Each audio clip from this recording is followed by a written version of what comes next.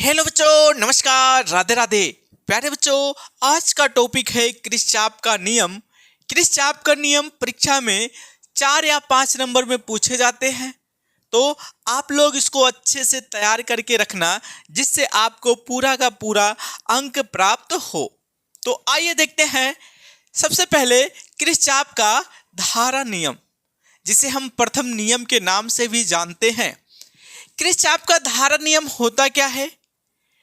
किसी संधि पर मिलने वाली समस्त धाराओं का जो बीजगणितीय योग होता है ना, वह क्या होता है? शून्य होता है। तो हम सबसे पहले यहाँ एक चित्र बनाते हैं और उस चित्र के माध्यम से आप लोगों को समझाते हैं। एक क्या है? संधि। संधि का मतलब क्या हो गया? एक पॉइंट है, एक पॉइंट है। अब इस पॉइंट पर क्या होता है?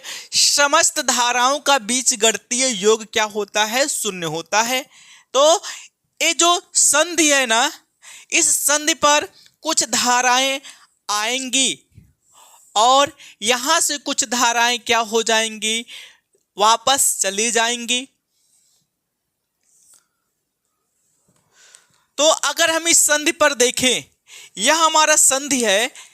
इस पर सभी धाराओं का जो बीजगणितीय योग होता है वह क्या होता है? शून्य होता है।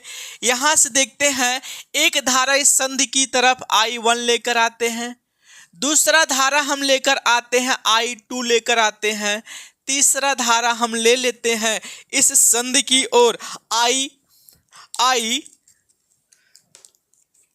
लेकर आते हैं। तो क्या हो गया है? I3 इस संधि की तरफ I1, I2 और I3 धारा क्या हो रहा है? संधि की ओर बढ़ रहा है। अब इसके बाद हम यहाँ पर ले लेते हैं, ए वाला जो धारा है संधि से दूर जा रहा है, जिसको हम I4 ले लेते हैं।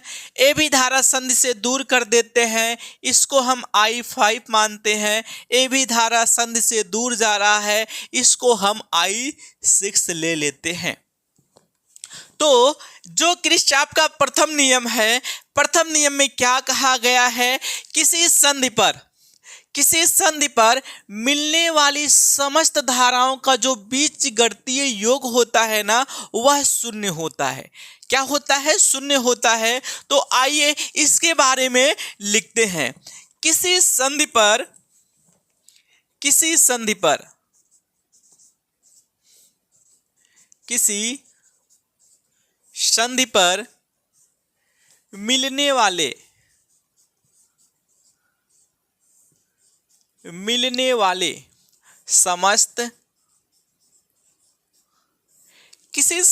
मिलने वाले समस्त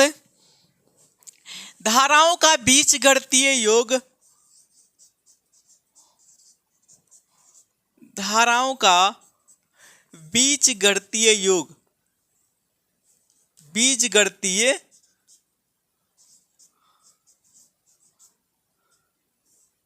बीजगणितीय योग क्या होता है बच्चों?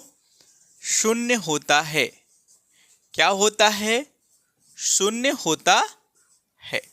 ठीक बच्चों, अब यहां पर हम दिखा देते हैं सिग्मा आई। सिग्मा आई का मतलब क्या होता है? बीजगणितीय योग। सिग्मा आई बराबर 0 क्या होता है? शून्य होता है। सिग्मा आई का मतलब सभी धाराओं का बीजगणितीय योग। अब चित्र के माध्यम से हम समझते हैं। चित्रानुसार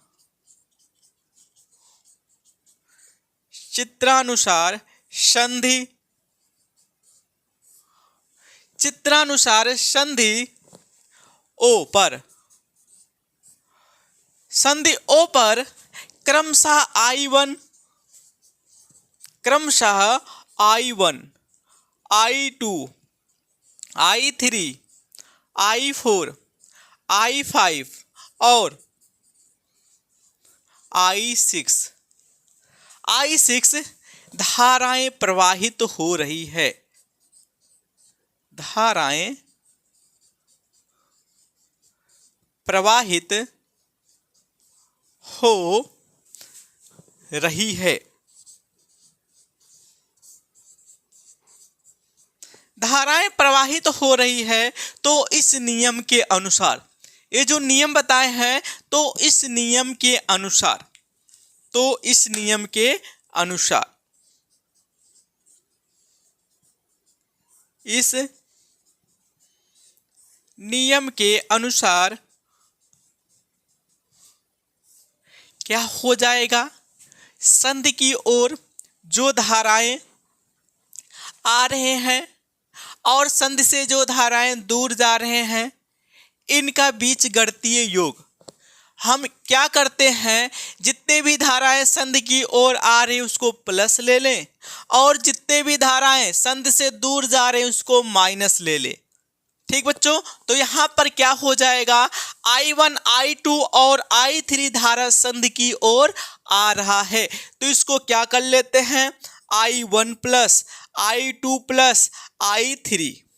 उसके बाद अगर हम यहाँ पर देखते हैं I4, I5 और I6, जो धाराएं हैं यह संधि से क्या हो रहे हैं, दूर जा रहे हैं, तो इन धाराओं को क्या ले लेते हैं, minus, minus I4 minus I5 minus I6 बराबर क्या हो जाएगा, इन सभी धाराओं का जो बीज गणितीय योग है वह शून्य के क्या हो जाएगा, बराबर होगा। शून्य के क्या हो गया है, बराबर हो गया है। अब इसको और सरल कर लेते हैं, I1 plus I2 plus I3 बराबर, जितने भी धाराएं माइनस में बराबर के दूसरे तरफ जब हम लेंगे तो वह क्या हो जाएगा, प्लस हो जाएगा। I4 को माइनस I4 के बराबर के दूसरे तरफ ले जाएंगे, प्लस का I4 हो गया, प्लस का I5 हो जाएगा और प्लस का I कितना हो गया है, 6 हो गया है। अब यहाँ से एक परिभाषा और निकल कर आ गया है, क्या निकल कर आया है, संधि की ओर आने वाली समस्त धाराओं का जो योग है, संधि से दूर जाने वाली धाराओं का जो योग है, ये आपस में क्या होते हैं, बराबर होते हैं। तो बच्चों आइए यहाँ पर हम लोग लिखते हैं, अतः संधि की ओर आने वाली, अतः लिखते हैं, अतः संधि की ओर,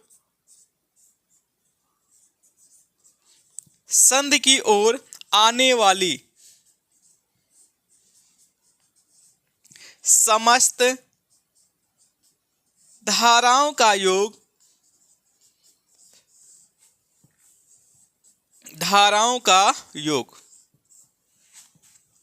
संधि की ओर आने वाली समस्त धाराओं का योग, ऐसे कर लेते हैं, समस्त धाराओं का बीज गणितीय योग, बीज गणितीय योग, बीज गणितीय योग, और संधि से दूर जाने वाली, और संधि से दूर जाने वाली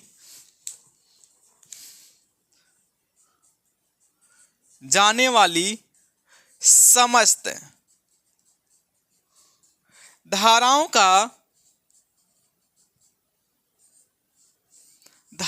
का बीज गणितीय योग, बीज गणितीय योग क्या होते हैं बच्चों, बीज गणितीय योग बराबर होता है, बीज गणितीय योग क्या होता है, बराबर होता है। ठीक बच्चों, इतना तो समझ में आ गया होगा आपको। क्या, अतः संधि की ओर जितने भी धाराएं संधि की ओर आ रहे हैं इनका बीज गणितीय योग, और जितने भी धाराएं संधि से दूर जा रही हैं उनके बीज गणितीय योग आपस में क्या होते हैं, बराबर होते हैं। आगे इसको है, यहां से स्पष्ट होता है कि किसी भी बिंदु पर आवेश संचित नहीं होता, किसी भी बिंदु पर आवेश संचित नहीं होता है। यह आवेश संरक्षण के नियम पर क्या है, आधारित है। यहाँ पर हम लिखते हैं अस्पष्ट है, यहाँ से अस्पष्ट होता है, अस्पष्ट है, अस्पष्ट है, अस्पष्ट है कि किसी संधि